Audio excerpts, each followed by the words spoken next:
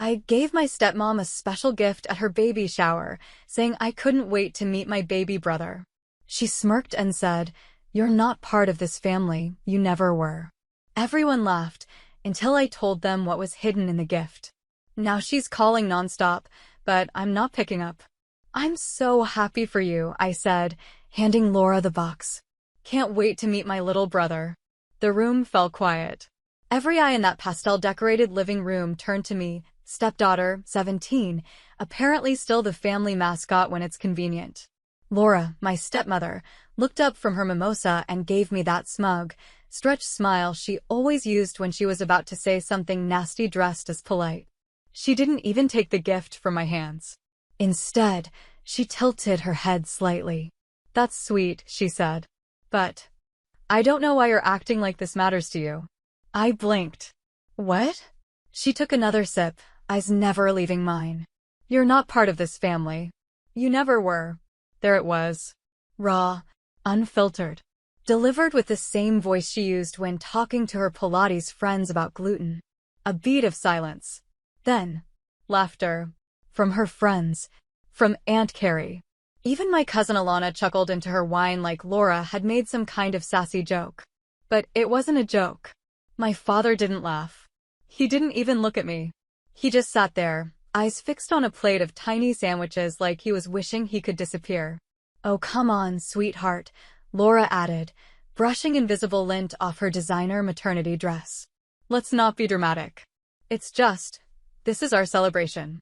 Not yours." My cheeks burned. But I didn't move.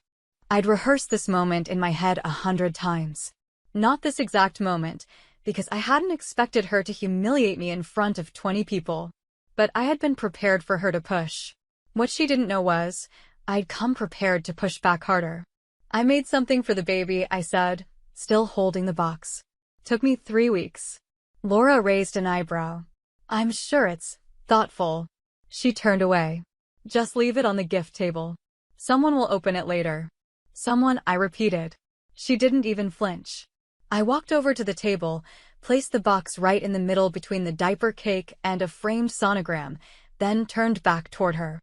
"It has a surprise inside." She glanced at me over her shoulder. "Oh, what is it?" "A sad poem about how hard it is to be a stepdaughter." More giggles from her friends. I smiled. "No," I said. "Just the truth." The temperature in the room dropped. "What truth?" she asked, laughing, but her voice shook ever so slightly. "Go on," I said. "Open it." Laura narrowed her eyes, but the smug was fading. She walked over slowly, peeled off the ribbon, and lifted the lid. At first, she didn't react. She pulled out the envelope, opened it, and then everything stopped. Her expression dropped. Like someone had yanked the mask off her face in front of everyone. Her hands trembled. "What is this?" she whispered. My father stood up suddenly. "Laura? What's wrong?" Laura swallowed. These aren't real. This isn't." Hospital records. Lab results. Dates. Timeline of appointments. I met her eyes. "And a paternity test. See the name?" My voice was flat even. Dead calm. Not my dad's name. Dead silence. No one moved. Not even the baby kicked, I swear. "Laura," my dad asked again, voice sharper. She didn't answer. I stepped toward the door. "I may not be part of this family," I said, "but I'm absolutely sure not the one lying to it." And then I walked out. Calm. Steady. Like I hadn't just blown up a woman's entire fake perfect life. You probably think that was dramatic. That I came to my stepmom's baby shower with some kind of evil plan to ruin the party. Wrong. I came with the truth. And if the truth happens to ruin her party, maybe it wasn't much of a family to begin with.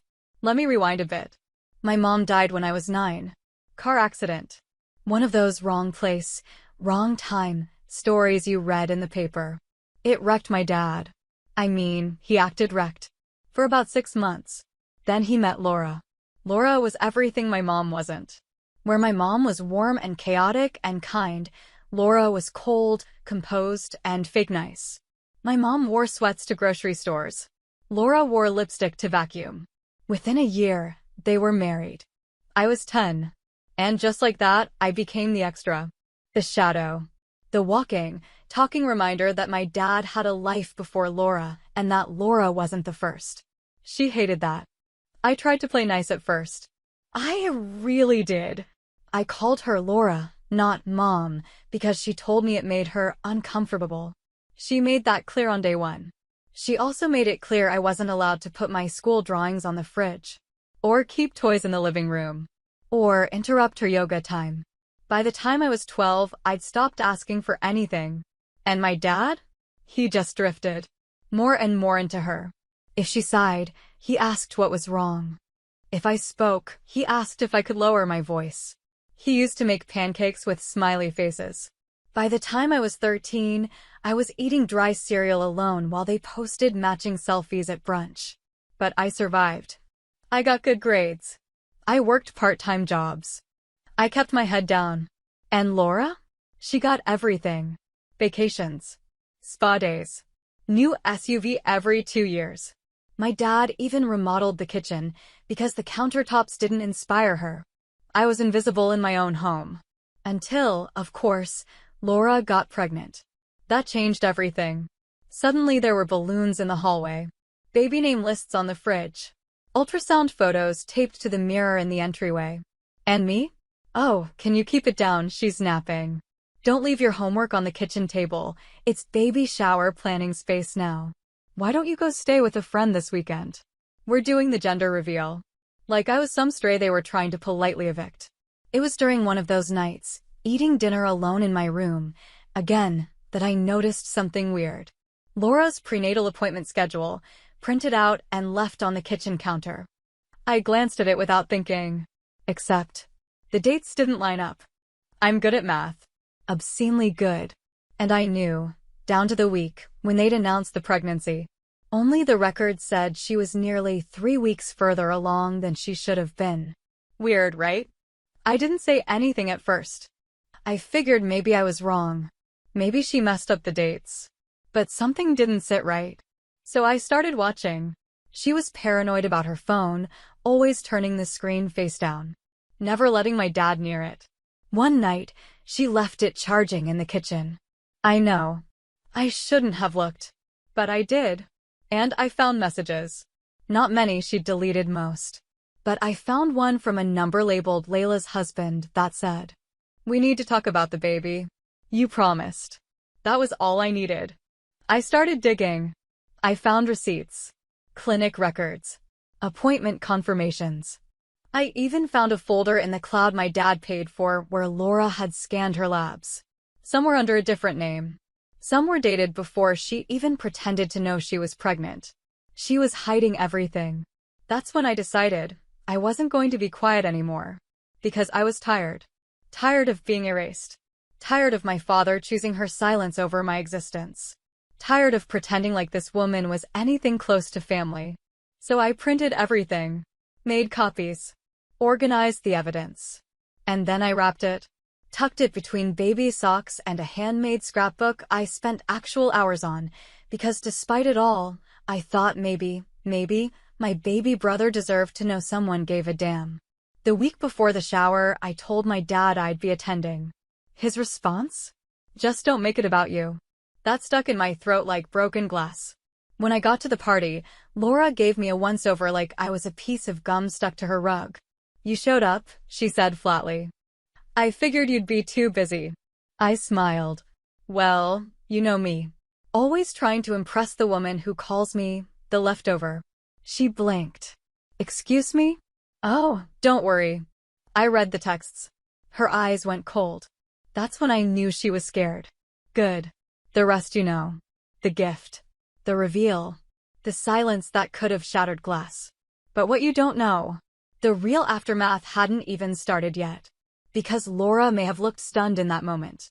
But I knew the real storm was still coming. And I was ready for it. Laura didn't call that night. She didn't call the next morning either. But my dad did. 8 times. I didn't pick up. On the 9th, he left a voicemail. We need to talk. Come home. Now. I didn't reply. 2 hours later, the garage door opened. Footsteps. Then my bedroom door slammed open like he still had the right. You need to explain yourself, he barked. I didn't even look up. No. You need to explain yourself. His nostrils flared. Why would you do that at her baby shower? In front of everyone. Because that's the only time she couldn't lie her way out of it, I snapped. And let's be real, you weren't going to confront her. She's pregnant, he shouted. You stressed her so bad she nearly fainted after you left. I stood up, calm, but shaking inside. You're mad I ruined the mood? I've been giving you money for bills since I was 16. Working after school, waiting tables until midnight, just so you and Laura could keep buying your organic groceries and scented candles. You think that's not stressful? He blinked. I kept going. You remember last month when the power got cut off? Who paid it? Me. The kid who skips lunch at school because you guys forgot to shop. That's not true, he said, but quieter now. It's exactly true, I hissed. I gave you everything I had. And all I got in return was silence. Or worse, her calling me a mistake while you stood there like a ghost. My dad looked stunned. Like he hadn't expected me to know how to punch back. And then Laura's voice came from the hall. Wow, she said. That was dramatic. She stepped in, arms folded over her belly, smug as ever. Always the victim, huh? I turned. Get out. She walked in closer. This is still my house. I laughed. Oh! Then maybe you should have paid the water bill last month yourself instead of asking me. Dad looked over at her. What? She said. He offered. I offered. I said, stunned. You stood in the kitchen crying about how broke you were while wearing a $200 robe. She shrugged. It's not my fault you have a savior complex. That was it. I walked over to my dresser, grabbed the second envelope, and threw it on the bed. She looked down at it. What is this? Second proof, I said. In case the first one wasn't enough. She opened it. Read the name on the second paternity lab. And froze. Stop, she said quickly. This is fake. Oh, really? I said. Then explain why the clinic confirmed your name, your ID, and your private email when I called and pretended to be your assistant. My dad turned to her. Laura. She's lying, Laura said, voice high and brittle. You believe her over me? Why not? I said. I've paid more bills in this house than both of you combined. She lost it. You want to be a martyr? She snapped. Fine. Go live your sad little life alone. No one's going to miss you. Wrong again, I said, voice flat. The person who's going to be alone is you. Because now everyone knows. And then I looked at my dad. I'm done trying to earn your love. I gave you money. I gave you loyalty. And you gave me nothing. I didn't know it was that bad, he muttered.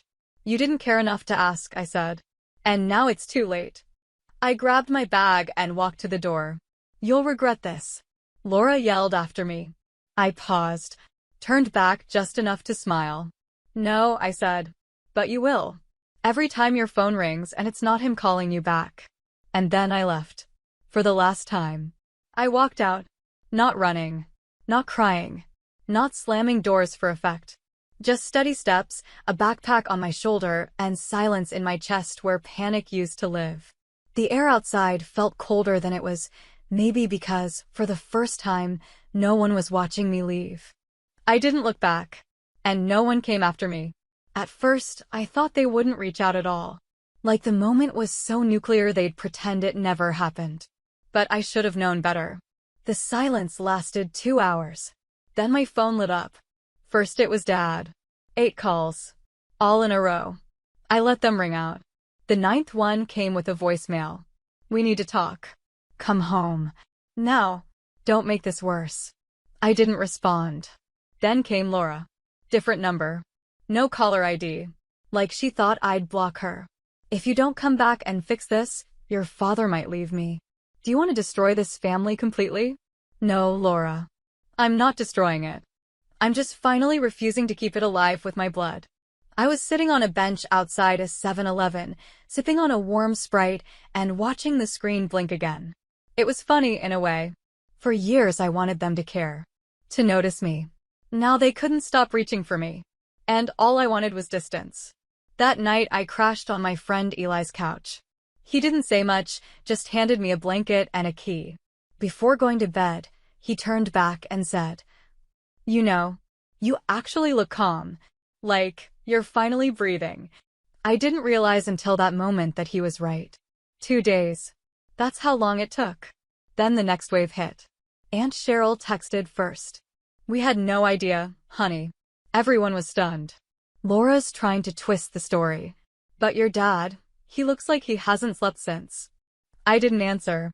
I wasn't interested in being discussed behind closed doors like some reality show scandal. I wasn't the family's ugly truth they all whispered about after dessert. Not anymore.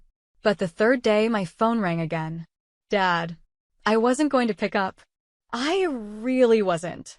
But something in me, maybe the final sliver of that scared little kid still hoping for a real father, pressed answer.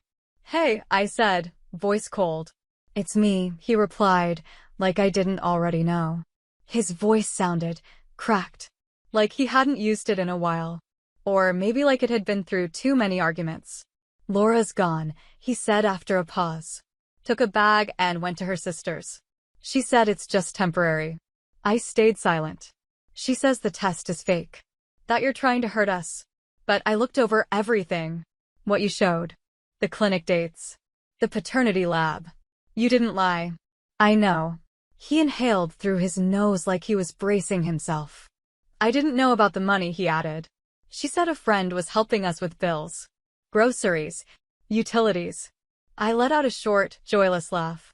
"She cried on cue every time I asked why you two couldn't pay for your own electricity. And you bought it. Like always." I didn't want to believe she'd lie about something like that. "No," I said. "You didn't want to be uncomfortable. There's a difference." Another pause. "I haven't asked you for forgiveness yet." "And I wouldn't give it," I said calmly. He was quiet for a long time. "Why not?" I smiled bitterly. There it is, I thought. He still doesn't get it. Because forgiveness is the first step toward rebuilding a relationship. And I don't want a relationship. Not anymore. "But I'm your father," he said, desperation starting to leak through. "No. You're a man who watched his teenage daughter work night shifts, pay the water bill, and skip dinner to cover your mortgage while your wife called him a mistake to his face. And you let her." Silence again. "Please. Don't beg," I cut in. "I'm not your therapist. I'm not your second income. And I'm done being your duct tape." Then I hung up. I wasn't broken. I was done. I moved into a tiny basement room I found through a guy at the diner. Mold on the wall. Shared bathroom. Weak Wi-Fi. It was perfect. I had a mattress on the floor. A microwave. One folding chair. And every morning I woke up and heard nothing. No guilt. No insults. No cold silence. Just peace. And ramen. I picked up extra shifts at work. Saved every dollar I used to hand over to Dad like I was tithing to some cruel god. And in the quiet hours between shifts, I started writing. Just blog posts. Reddit threads. Tweets. Nothing fancy. But then I told my story. About the baby shower. The gift. The truth inside the box. It blew up. I gave my stepmom a baby gift. Inside was a paternity test. Now she's gone. My dad's unraveling, and I'm finally healing. Thousands of likes. Hundreds of comments. Legend. You did what most of us only dream about. You're not the black sheep. You're the white knight who walked away. But one message hit different. You don't know me, but I used to be friends with Laura. She did the same thing to another man. His daughter ended up in therapy. You escaped just in time. I didn't cry. Didn't scream. I just sat there, holding my phone, staring at that message like it was an X-ray of my soul. For the first time, I knew I hadn't been crazy. I hadn't been difficult. I'd just been targeted. And now? Now I was free. If anyone ever says to me, "But family is everything," I'll look them dead in the eye and say, then explain why mine handed me a bill and called it love. Because I was their wallet. Their scapegoat. Their proof that they weren't the problem. Until I refused to pay. Until I walked away. And now? Now they're the ones trying to rebuild what they burned. But I won't be coming back. Not this time. Not ever. Final update: the post that ended everything. 2 weeks later, I was sitting on my floor, legs crossed, microwave buzzing in the background. The room smelled like instant noodles and dust. In front of me, my phone. Open Reddit thread. Blank post. Title: I gave my stepmom a baby shower gift with a surprise inside. Now she's hiding, my dad won't stop calling, and I'm finally free. I stared at the screen. My fingers hovered over the keyboard. Then I started typing. I wrote it all. Every last detail. How she smiled in public and stabbed in private. How my dad let her erase me piece by piece. How I paid bills while they vacationed.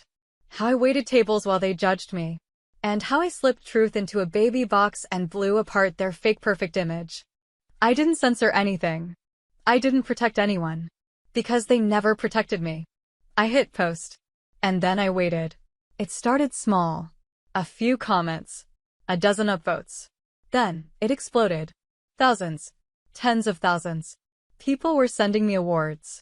Demanding me support. Sharing their own stories. One user wrote, "You didn't just stand up for yourself. You stood up for every kid who was used, ignored, and erased by the people who were supposed to love them." Another said, "You're not the villain. You're the hero that survived the movie and burned the credits." And then, a woman DM'd me. "This may sound insane, but I think we have the same stepmom. Did she used to live in Arizona?" Turns out Laura had a history. Other men. Other daughters. Other lies. Same script. Same manipulation. My story went viral. People started reposting it on TikTok. Someone animated it into a YouTube video. A podcast reached out and asked if I'd talk anonymously. I said no. Not because I was afraid. Because I didn't need to say more. I'd already said everything. A few days later, Dad sent me one last message. "I read your post. I didn't realize you hated us that much." I didn't reply. Because it wasn't hate. It was truth. And truth doesn't knock before it enters. It breaks the door down without knocking. Sometimes people ask me, "Do you miss them?" No. I miss the idea of a family. Not the people who weaponized it. I don't miss holding my breath when I came home. I don't miss budgeting my paycheck around grown adults' laziness. I don't miss begging to be seen. Because now people see me. Not as the black sheep. Not as the poor kid with the attitude. Not as the problem. But as the one who told the truth. And walked away when no one else had the courage to. So no, I don't miss them. But sometimes I do think about that baby. The one that isn't my brother. And I wonder, will he grow up in the same lies? Will he one day find this post and realize who Laura really is? If he does, and he's reading this now. Kid, listen to me. You don't owe her anything. Not your money. Not your silence. Not your soul. Run sooner than I did. And when you do, don't look back. The end. Or, really, the beginning. Because the day I walked out wasn't the end of my family. It was the start of my life.